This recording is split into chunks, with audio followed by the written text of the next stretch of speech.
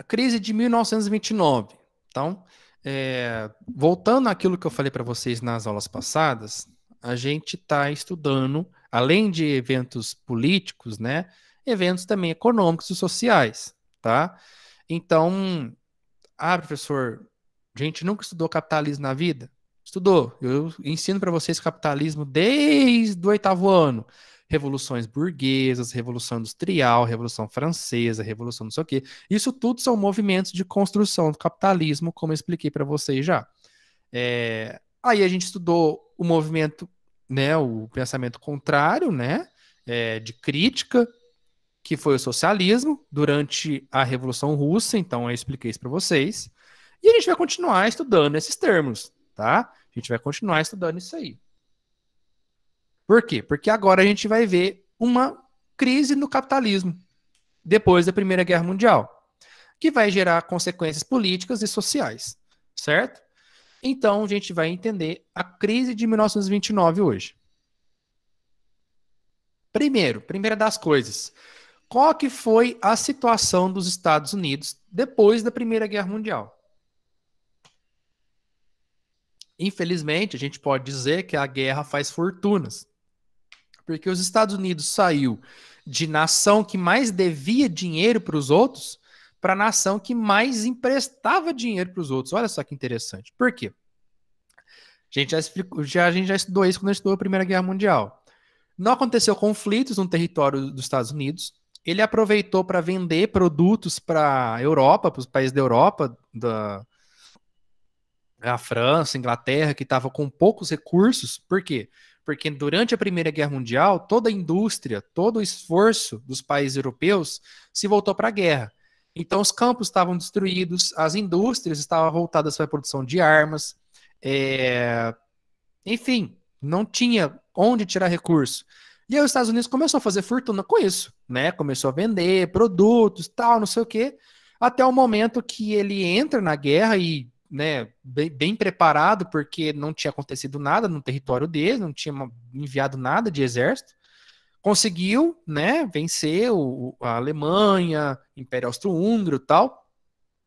E além do otimismo que ele sai, né, tipo, nossa, os Estados Unidos chegou e venceu a guerra, sai também dessa situação com ele sai economicamente vitorioso. Por quê? Porque os países da Europa destruídos, eles precisavam de dinheiro para reconstruir. E para quem que eles vão pedir emprestado?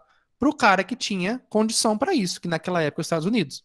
Então os Estados Unidos fez muito dinheiro com a guerra e no pós-guerra também, tá? Então ele tem um crescimento econômico muito grande na década de 1920.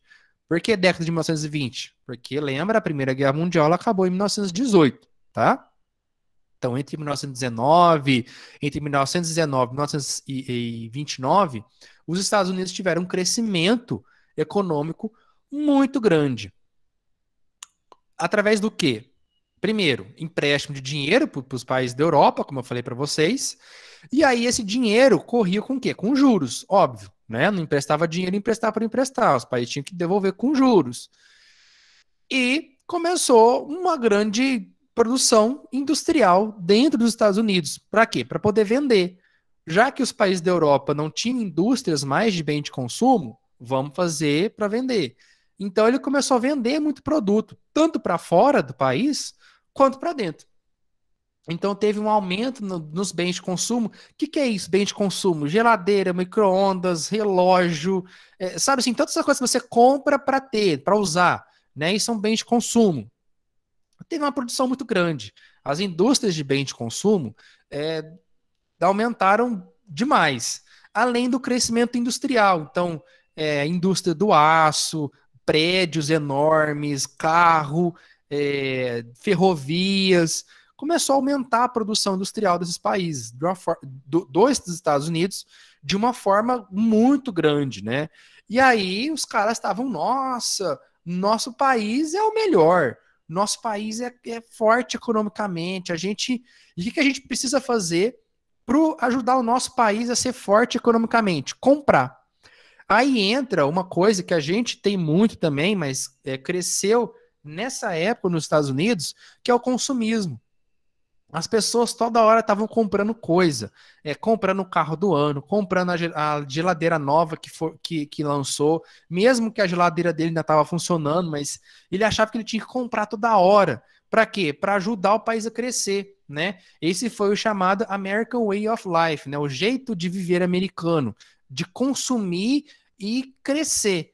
Consumindo, comprando um monte de coisa, eu faço meu país crescer, faço meu país ser o melhor país do mundo, né? Isso dentro daquela lógica que a gente já estudou, tanto quando eu falei de Revolução Industrial, tanto quando eu retomei isso no capitalismo. Num sistema econômico de liberalismo econômico, ou seja, eu vendo e vendo, assim, o governo não interfere na economia. Os caras querem pôr o preço na geladeira, ele põe o preço que ele quiser. Se alguém quiser comprar, compra, e aí o valor depende da demanda e da produção. Se tem muita gente para comprar e pouco produto, o preço sobe. Se tem muito produto e pouca gente para comprar, o preço desce, né? E assim os caras iam produzindo, fazendo indústrias, as indústrias crescendo conforme elas queriam, né? Ia e a torto direito. Gera nisso um sentimento de prosperidade. Então os caras estavam achando que os Estados Unidos nunca iam perder aquela riqueza que eles tinham ganhado. E um otimismo, eles estavam otimistas. Nossa, o nosso país é muito bom. Nosso país é economicamente forte, a gente cresce, né? E aí foi chamado também de loucos anos 20. Por quê? Porque a juventude nessa época tava doidada, né? Assim, começou a ter festa, as mulheres começaram a ter mais liberdade, porque as mulheres sempre foram muito reprimidas, né? E aí a juventude nessa época, principalmente as mulheres, começaram a, sabe, a encontrar o seu espaço, né? Então as mulheres cortavam o cabelo como elas queriam, embora ainda tinha muito assim censura às mulheres, né? Tipo assim, não podiam usar biquíni muito curto na praia, mas, né? Elas estavam indo, estavam ganhando espaço. Então a galera estava toda otimista. Muitas festas, inclusive regada a muito álcool, apesar da proibição de venda e produção de álcool nos Estados Unidos, teve uma lei seca nos Estados Unidos para proibir venda e consumo de álcool, mas ainda tinha muito, né? Então o pessoal estava quebrando regras, estava querendo o seu espaço. E aí, algumas imagens aqui ilustrando para vocês, começou a indústria do aço, né? Então, prédios imponentes lá em Nova York, por exemplo, né? Muita construção e empresas privadas, né, de construção, construindo muita coisa, gerava emprego, né? Então, a construção civil gerava muito emprego, tá? E até porque tinha os negócios, né? Então, você precisava de prédio para abrigar os grandes empresários, tal, né?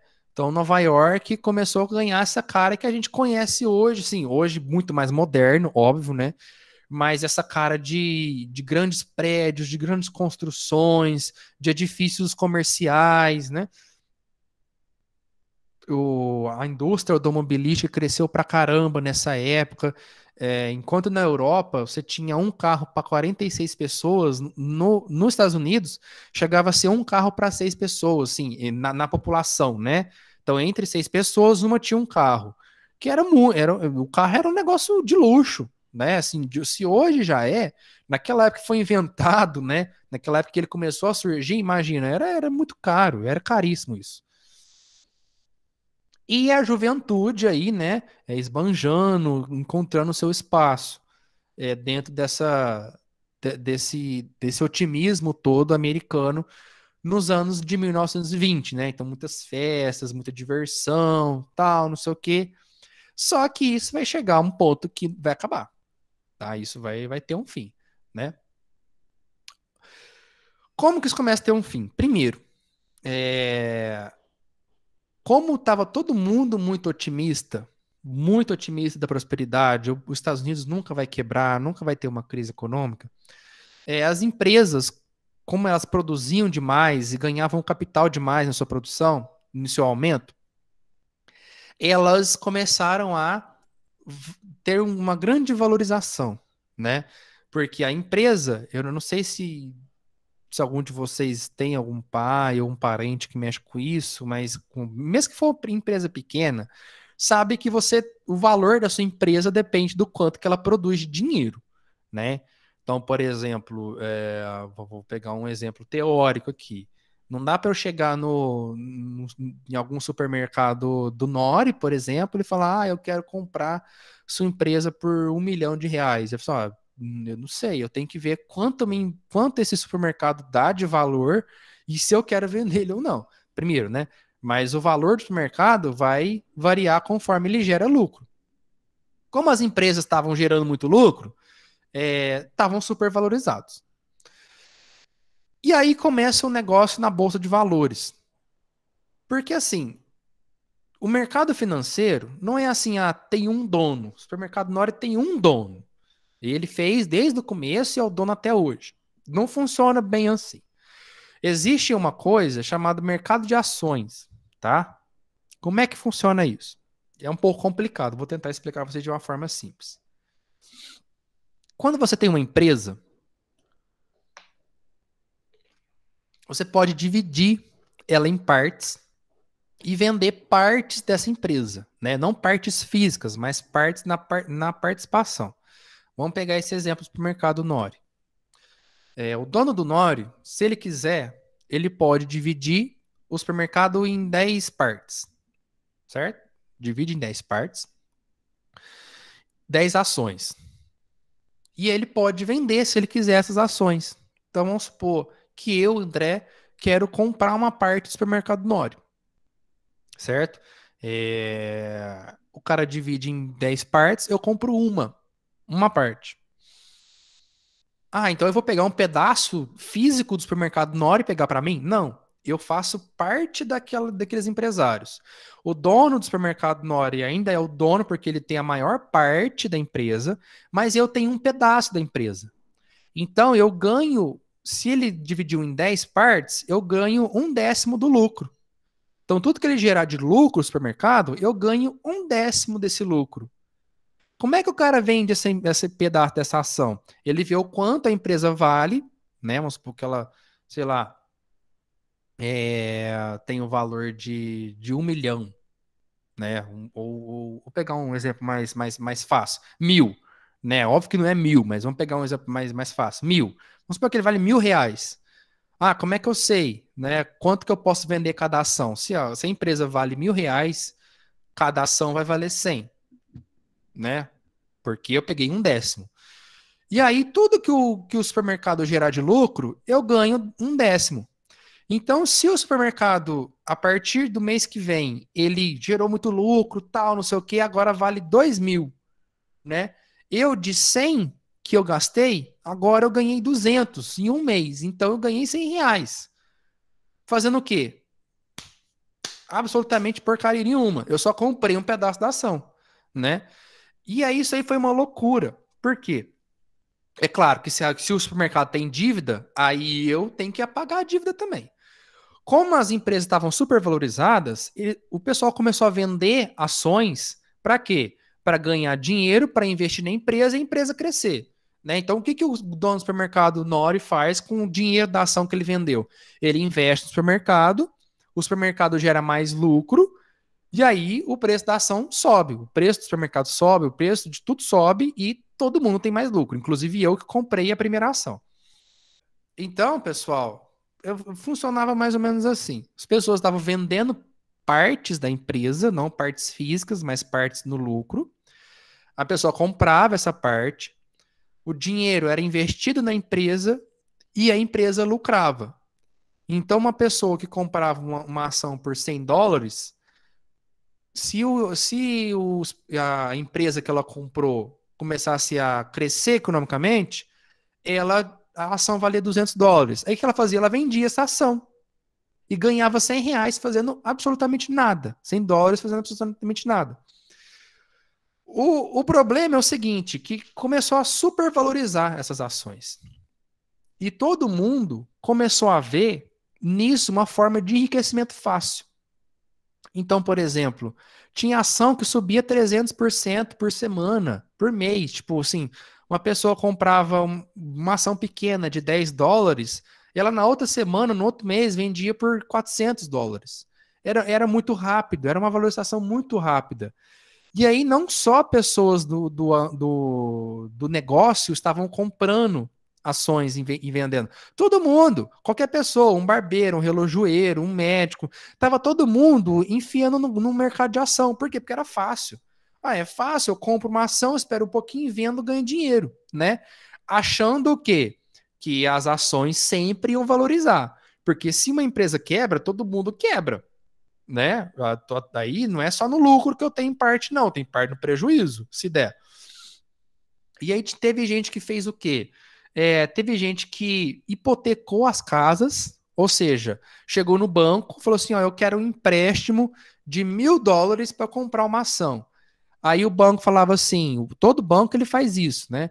Qual é a garantia que você me dá que você vai pagar esse empréstimo? Com juros, né? Lembra, o empréstimo tinha juros. Ah, se eu não pagar o empréstimo, você fica com a minha casa. Entendeu? Nos Estados Unidos tem muito isso. Então, o pessoal hipotecou as casas para fazer empréstimo em banco, para poder comprar ação, para enriquecer rápido e fácil. Era a ideia deles. Essa era a ideia deles. Uma coisa parecida aconteceu em 2008. Vocês não devem lembrar, mas aconteceu uma coisa parecida em 2008. Olha, professor, até aqui parece que está tudo bem, né? Até aqui parece que a coisa está indo muito bem. Só que a coisa não está indo tão bem assim como as pessoas estão pensando. Por quê? Porque, primeiro, começa uma supervalorização das ações. Vamos supor que uma empresa valesse $1.000, né? Os caras estavam começando a vender as ações como se a empresa valesse 2.000. Estava supervalorizando aquela empresa. Para quê? Para ganhar mais dinheiro, para investir mais dinheiro e gerar mais lucro, né? Olha o problema do capitalismo. Você gera dinheiro com dinheiro, né? Isso uma hora o negócio ferra, né?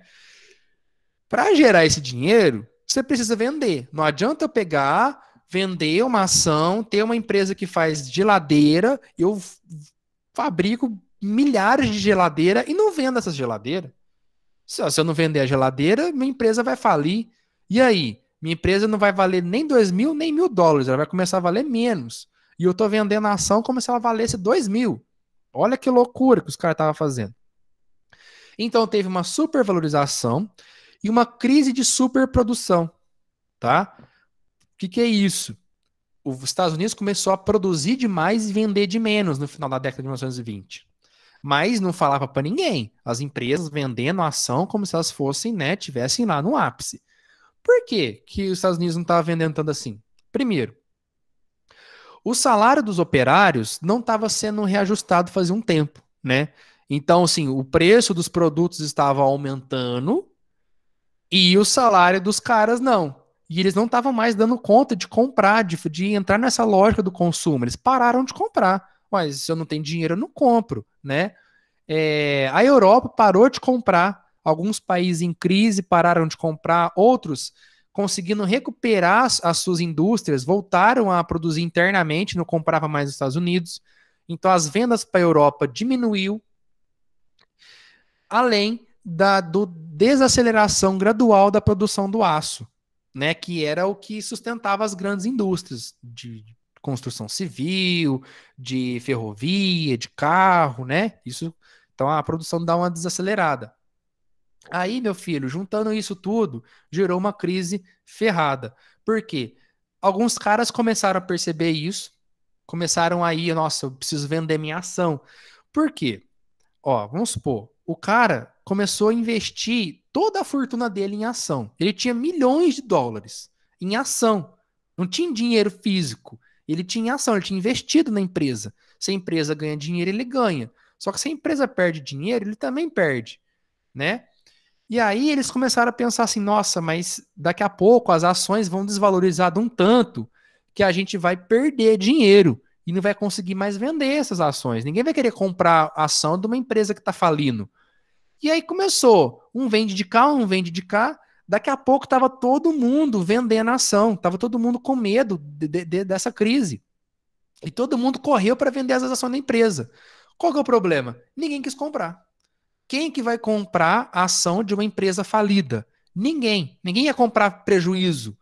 E aí os caras perderam dinheiro assim, no estalar de dedos. Sei lá, tinha gente que tinha milhões investido e de repente não tinha mais nada. Por quê? Porque o dinheiro estava na ação, no papel. É um papel que você compra, ó, você possui porcentagem da empresa tal.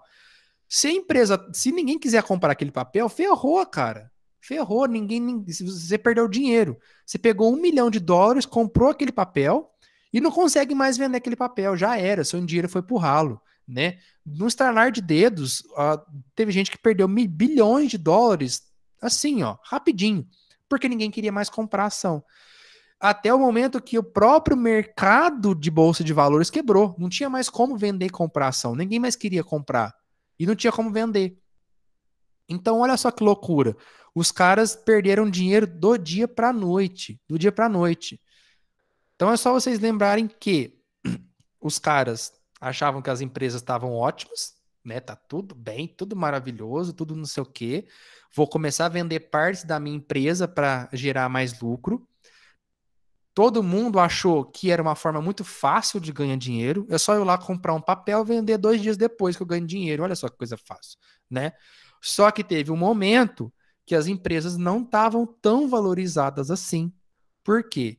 Por conta dos baixos salários, não estava vendendo tanto, as empresas estavam produzindo para mostrar, olha, minha empresa vale, mas não vende. Mas se não vende, não adianta nada, né? E as empresas começaram a quebrar aos poucos, os bancos, e aí as pessoas que investiram milhões em ações já não tinha mais nada. Do dia para a noite não tinha mais nada.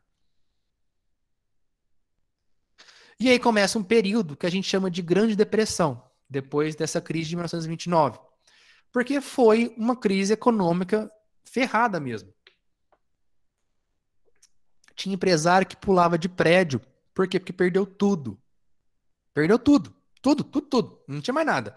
Todo o dinheiro dele estava em ação. De repente, não tem mais nada. Os caras entraram em desespero. Não tinha mais o que fazer. Né? Os papéis que ele tinha não valia mais nada. Teve, as pessoas subiam em prédios e pulava mesmo, assim. Teve muito caso, não foi um ou dois. Porque os empresários perderam tudo. Tudo, tudo, tudo, tudo mesmo, né? Os Estados Unidos chegou a uma marca de 14 milhões de desempregados. Na época, era um quarto da população.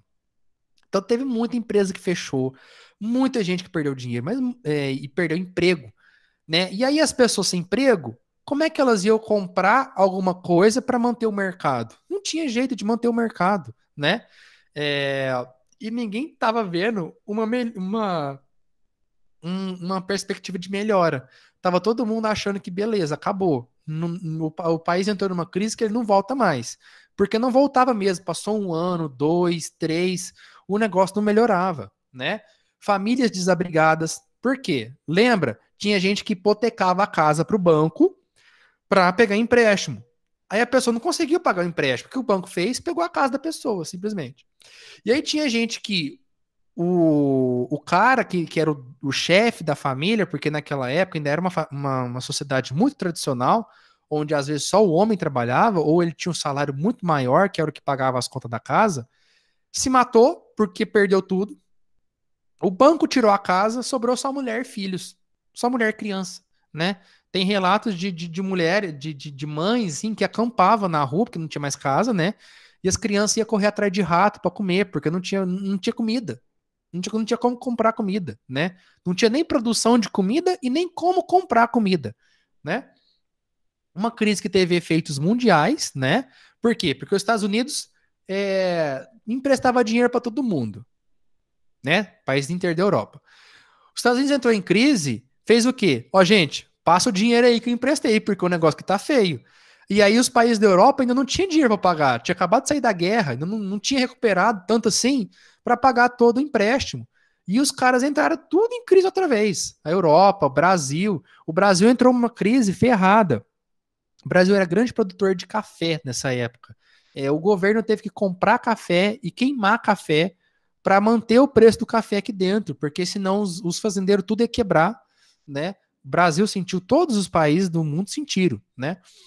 E houve o descrédito na política liberal do presidente Robert Hoover, tá? Porque aquela coisa, nossa, as empresas fizeram como queriam, não teve controle do Estado e o país quebrou, né? Essa ideia do American Way of Life, de viver, vender, comprar sem regras, parece que não deu muito certo. Parece que o capitalismo entrou numa crise esquisita aqui. E esse modelo de capitalismo já não serve tanto, né? Então, olha só, atrás de um outdoor onde, né, valoriza essa prosperidade, né? There's no way like the American way, ou seja, não tem nenhum outro caminho a não ser esse, comprar, viver feliz, comprando carro, comprando joia, comprando roupa, comprando isso aqui, e a galera desempregada, buscando doação de alimento, que teve muito, doação de pão, doação de alimento, porque não tinha comida, né? Então aqui atrás, o que era antes, né? Essa esperança nessa prosperidade dos Estados Unidos, e aqui os operários desempregados. E olha só a questão da desigualdade racial, né? O, o cartaz traz pessoas brancas, né? Tipo assim, nossa, os brancos, é, os empresários tal. E aqui quem que se ferrou mais? Os operários, na maioria negros, né? Na maioria negros. Então, filas para procurar emprego, filas para tentar alimento, sabe? Doação de alimento.